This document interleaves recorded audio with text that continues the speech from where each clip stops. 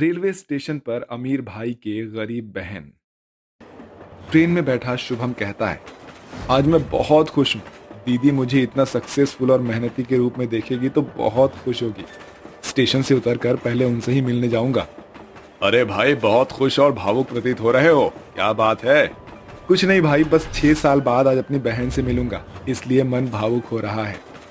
6 साल में तुम्हारी कलाई सूनी होगी ना। जाते ही अपनी बहन से राखी बंधवा लेना। और हाँ, ये मैंने राजस्थान से शॉल ली थी, इसे तुम अपनी ओर से उन्हें दे देना। शुक्रिया भाई। दोनों एक दूसरे से बातें कर रहे थे। वहीं दूसरी ओर स्टेशन पर केतकी नाम की औरत, जो कि बेहद गरीब और बुरे हाल में थी, वो जामुन और बेर बेच रही थी। हे भगवान, सुबह से एक भी बिक्री नहीं हुई। कृपा कर दो भगवान, बस ये थोड़े से बिक जाए। कम से कम इन पैसों से मैं अपने पति की थोड़ी सी दवाई और बच्चों को खाना तो खिला दूंगी। जामुन ले लो जामुन, मीठे मीठे जामुन और बेर ले लो, सिर्फ 10 रुपए 10 रुपए। अरे वाह जामुन, सुनिए, मुझे 20 रुपए के जामुन और बेर कर दीजिए, मुझे दोनों बहुत पसंद है। हाँ जी, लीजिए लीजिए, शुक्र है भगवान का। इसके बाद 2-4 लोग आते हैं। फिर केतकी उन पैसों से रेलवे स्टेशन से ही 3 कप चाय और एक बिस्किट का पैकेट लेकर जमीन पर बैठे हुए बच्चे और पति को दे देती है। सुनिए जी, आप चाय बिस्कुट खा लीजिए, थोड़ी देर बाद मैं रोटी सब्जी बना लूंगी घर जाकर। अरे माँ, आप ये वाला बिस्कुट क्यों लाए हो? क्रीम वाला बिस्कुट क्यों न लाए हो आप? बेटा, ये बिस्कुट 20 रुपए का था, मेरे पास इतने पैसे नहीं थे ना, इसलिए 5 रुपए वाला ले आई, यही खा ले। राजू, तू अभी ये खा ले, कल हम क्रीम वाला बिस्कुट खाएंगे। केतकी, तुम चिंता मत करो। अगर तुम थक गई हो तो थोड़ी देर तुम भी बैठकर चाय पी लो।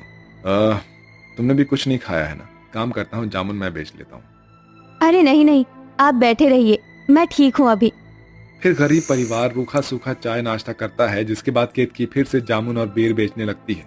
आइए आइए, जामुन और बेर ले लीजिए, मीठे मीठे जामुन बेर, 10 रुपए के, सिर्फ 10 रुपए के। अरे, रेलगाड़ी स्टेशन पर आ गई। उस ट्रेन में से जो लोग उतरेंगे ना, उनको भेज देती हूँ, खरीद लेंगे। ऐसा कहकर केतकी ट्रेन के पायदान की ओर आवाज लगाते हुए जाती है। इतने में शुभम बैग लेकर उतरता है। आइए आइए, बेर और जामुन लीजिए। शुभम, तू?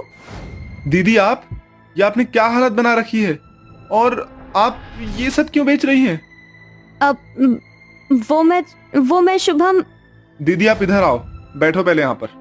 ऐसा कहकर वो अपनी बहन को एक बेंच पर बिठाकर उसके कदमों में हाथ पकड़कर बैठ जाता है।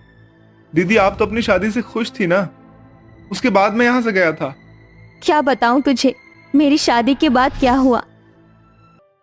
दीदी, आपको जाने देने का मन नहीं कर रहा है, लेकिन विदा तो करना ही पड़ेगा ना। हाँ मेरे छोटे भाई, मुझे तो पता ही नहीं चला तू इतना बड़ा कब हो गया कि तूने मेरी शादी कर दी अपने बलबूते पर। देख केतकी, तेरे छोटे भाई ने पिता की तरह अपना कर्तव्य निभाया है। कुछ पैसे नहीं थे, फिर भी अच्छी भली शादी कर दी। पर दीदी, मैंने धीरे धीरे पढ़ाई की है, और अब आप देखना, मैं शहर जाकर इतना बड़ा आदमी बनूंगा कि आपको मुझ पर गर्व होगा। मैं जानती हूँ तू बहुत मेहनती है, जरूर कुछ ना कुछ बनेगा। बस माँ अकेली पड़ जाएगी मेरे और तेरे जाने के बाद। मेरी चिंता तुम दोनों में से कोई भी मत करना।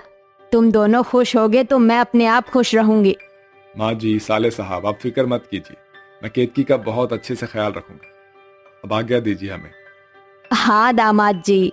तभी शुभम केतकी के गले लगने के बाद उसे विदा कर देता है। जहाँ केतकी अपने ससुराल में बहुत खुश थी, कुछ दिनों बाद शुभम शहर जाने के लिए जब रवाना होता है तो केतकी और उसकी माँ उसकी विदाई करने स्टेशन पर आते हैं। छोटे भाई, अपना ख्याल रखना और बहुत तरक्की करना।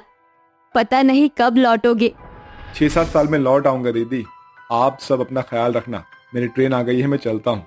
ख्याल रखना शुभम बेटा। बैग में तुम्हारे लड्डू रख दिया है, खा लेना। ये सुनकर शुभम ट्रेन में बैठकर चला जाता है। वहीं केतकी अपनी गृहस्थी को अच्छे से संभालती है। कुछ समय बाद वो गर्भवती हो जाती है और झुमकी को जन्म देती है, जिसे देखकर केतकी कहती है, अजी देखिए तो, हमारी बेटी कितनी सुंदर है, बिल्कुल नए नक्श आप पर गए हैं। लेकिन मैं चाहता हूँ कि स्वभाव में तुम पर जाए। तुम बहुत अच्छी हो। तुमने आकर मेरे जीवन को संवार दिया है केतकी। ये देखो झुमकी बेटा, मैं तुम्हारे लिए क्या खिलौने लेकर आया हूँ। देखो देखो कैसे खुश हो रही है हमारी बेटी। हाँ, इसे पसंद आया। सब अच्छे से चल रहा था। हर त्योहार पर और खासकर रक्षाबंधन पर केतकी को अपने भाई की बहुत याद आती थी। एक बार फिर वो गर्भवती होने के बाद केतकी राजू को जन्म देती है। मोहन अपने दोनों बच्चों से बहुत खुश था, उनके साथ हंसता खेलता था। राजू को अपनी पीठ पर बिठाकर घर में घुमाता था। फिर एक सुबह झुमकी कहती है, पापा पापा, मेरे स्कूल जाने वाले जूते खराब हो गए हैं। आप शाम को जल्दी आना और मुझे दिलाने चलना। पापा पापा, मैं तो भी दीदी चाहिए। वो तुलतुला थाना है और हेलीकॉप्टर लाना है। ओहो, पड़ोस में बच्चे के पास हेलीकॉप्टर है, उसे देखकर जिद कर रहा है। मेरा बच्चा प्यारा लगता है तुतला कर। दिला दूंगा, आज मुझे पैसे मिल जाएंगे तो लेकर आऊंगा। अच्छा, फैक्ट्री जाने के लिए लेट हो रहा है, अगर लेट गया तो मालिक पैसे काट लेंगे। अच्छा, जल्दी आइए और ये लीजिए अपना डब्बा। सब अच्छे से बीत रहा था। गरीबी में भी उनके घर का गुजारा ठीक ठाक चल रहा था। पर उस शाम आते वक्त एक ब्रेक फेल कार मोहन को टक्कर मारकर खुद पेड़ से टकरा जाती है। कुछ ज्यादा बड़ा हादसा नहीं था, पर इस हादसे में कार चलाने वाला व्यक्ति घायल और मोहन विकलांग हो जाता है। अपने पति की खबर सुनते ही केतकी दोनों बच्चों के साथ अस्पताल पहुंचती है।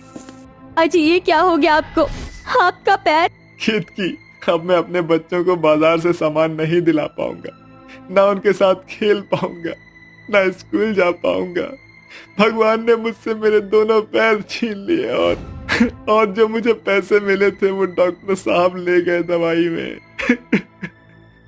माँ, अब पापा चल नहीं पाएंगे। लेकिन अब तुम दोनों बच्चों को ही अपने पिता का सहारा बनना होगा, बड़े होकर। उस दिन से मोहन विकलांग होकर घर पर बैठ जाता है। वहीं घर चलाने के लिए मजबूरन केतकी को घर बेचकर मोहन का इलाज करवाना पड़ता है और भटकने के बाद वो एक रेलवे स्टेशन के पाइपलाइन में अपना जीवन बसा लेते हैं। माँ, अब से हम यहाँ रहेंगे? हाँ, हम यही रहेंगे। और मोहन जी, कुछ पैसे बचे हैं, मैं इस रेलवे स्टेशन पर जामुन और बेर बेचकर गुजारा करेंगे। हाँ, ये ठीक रहेगी। माफ करना केतकी, मेरी वजह से इतनी परेशानी झेलनी पड़ी तुम्हें और साथ ही बच्चों को भी। अजी, कोई बात नहीं। वही मिट्टी का चूल्हा बनाकर केतकी दाल चावल बनाकर अपने बच्चों और पति को खिला देती है और फिर कुछ पैसों से जामुन और बेर लेकर रेलवे स्टेशन पर बेचने लगती है। बस 5 महीने से मैं ऐसे ही गुजारा कर रही हूँ, लेकिन आज मैं तुझे इतना बड़ा आदमी बनता हुआ देख बहुत खुश हूँ। बहुत याद आ रही थी तेरी, और मैंने तेरी अभी तक राखी भी संभाल कर रखी है। मैंने भी आपको बहुत याद किया दीदी, लेकिन अब मैं आ गया हूँ। अब आपको किसी भी चीज की कमी नहीं होने दूंगा। अरे माँ, आप यहाँ क्या तल रही हो? अरे राजू, देख बेटा, मामा आए हैं तेरे। झुमकी भी है। फिर केतकी शुभम को अपने पति और बेटी के पास ले जाती है। अरे साले साहब, आप कैसे हैं? मैं ठीक हूँ जीजू, पर मैं आप सबको किसी भी चीज की परेशानी नहीं होने दूंगा। मैंने खुद का बिजनेस स्टार्ट कर लिया है और अब मैं महीने के 10 लाख कमाता हूँ। झुमकी बेटा, मामा को नमस्ते कर। नमस्ते मामा। नमस्ते बेटा, ये लो तुम दोनों के लिए चॉकलेट और दीदी के लिए शॉल और जीजू आपके लिए घड़ी। दीदी, आप माँ के पास क्यों नहीं गई? मैं उन्हें परेशान नहीं करना चाहती थी, इसलिए। ये सुनकर शुभम उन सबको निर्मला के पास लेकर जाता है। फिर केतकी अपने भाई को 6 साल की सारी राखियां बांध देती है। कुछ दिन बाद शुभम एक बड़ा सा बंगला खरीदता है जहां वो सभी लोग एक साथ रहते हैं और शुभम की मदद से अब विकलांग मोहन भी परचून की बड़ी सी दुकान पर बैठकर काम करता है और खुशी खुशी वो अपने घर का खर्चा चलाता है। रौनक अपने 3 बेटों आशीष, आकाश और आलोक के साथ रहता था। उन तीनों की मां बचपन में ही गुजर चुकी थी और अब तीनों ही बच्चे अपने बाप के साथ रहते थे। इस तरह से गुजारा तो नहीं हो पाएगा। बच्चों को संभालने के लिए एक औरत की घर में मौजूदगी बहुत ज्यादा जरूरी है। अब मुझे दूसरी शादी करनी ही पड़ेगी। पत्नी की मौत के थोड़े समय बाद ही रौनक गंगा नाम की एक औरत को अपनी दुल्हन बनाकर घर में ले आया। देखो गंगा, अब ये बच्चे बस मेरी ही नहीं तुम्हारी भी जिम्मेदारी है। इन्हें अपने बच्चों की तरह ही प्यार देना।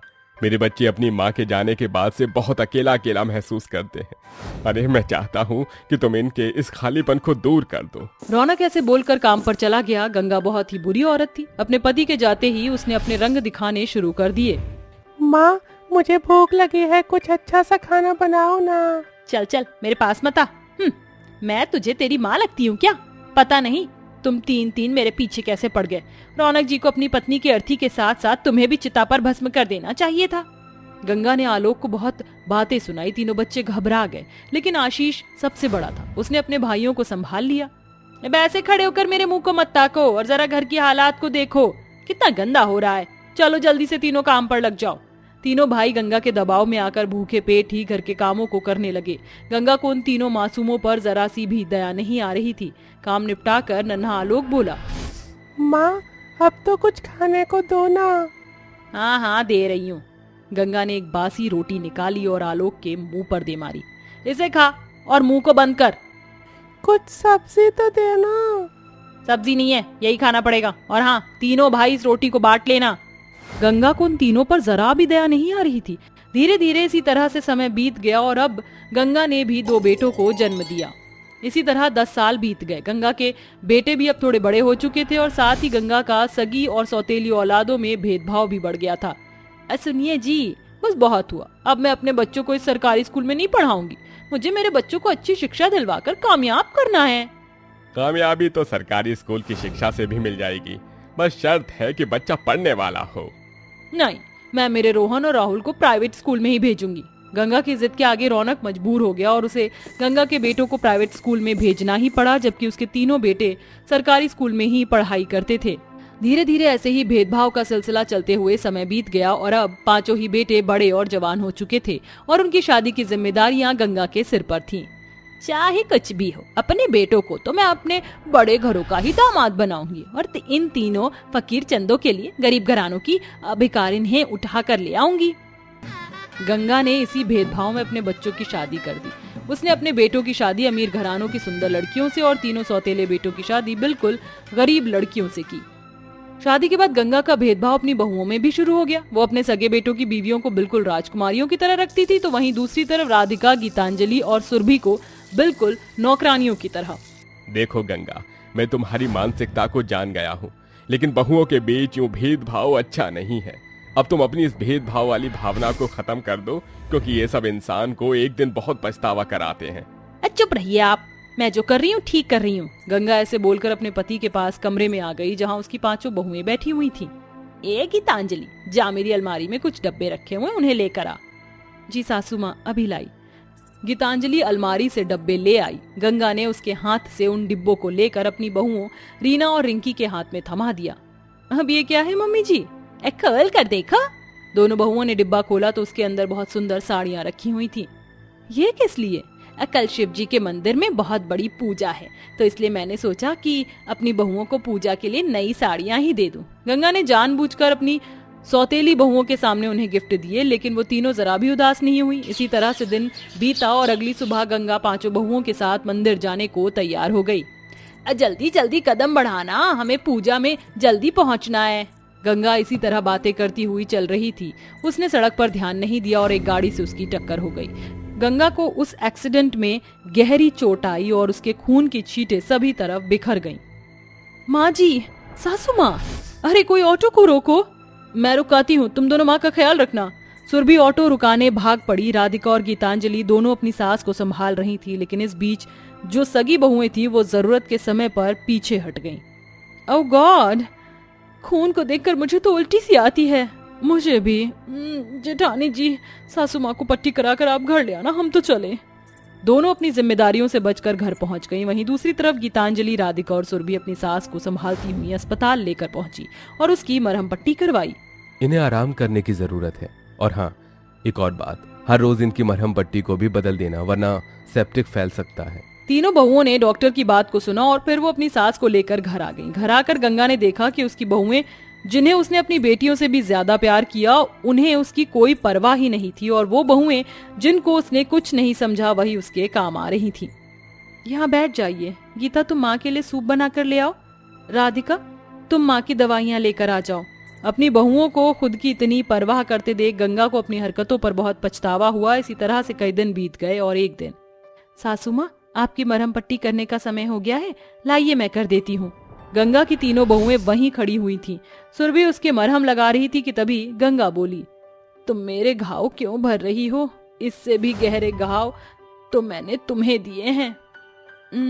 वो घाव हमारी ताकत और यकीन के आगे बहुत छोटे थे। हमें यकीन था कि एक दिन आप हमारे साथ इस भेदभाव को जरूर खत्म कर दोगी। अपनी बहू की बात सुनकर गंगा रो पड़ी। शुरुआत से ही मैं गलत थी। मैंने जिन्हें अपना समझा वो कभी भी मेरी अपनी थी ही नहीं, और जिन्हें पराया वही मेरे अपने निकले। मुझे माफ कर दो बच्चियों, मुझे माफ कर दो। गंगा हाथ जोड़कर माफी मांग रही थी। माँ, आप इस तरह माफी मत मांगो, हम हमेशा आपके साथ हैं। अपनी जेठानियों की अच्छाई देखकर दोनों देवरानियों को भी अपने किए पर पछतावा हुआ, और उन्होंने भी गंगा और तीनों जेठानियों से माफी मांग ली, और सभी घर में खुशी खुशी रहने लगे।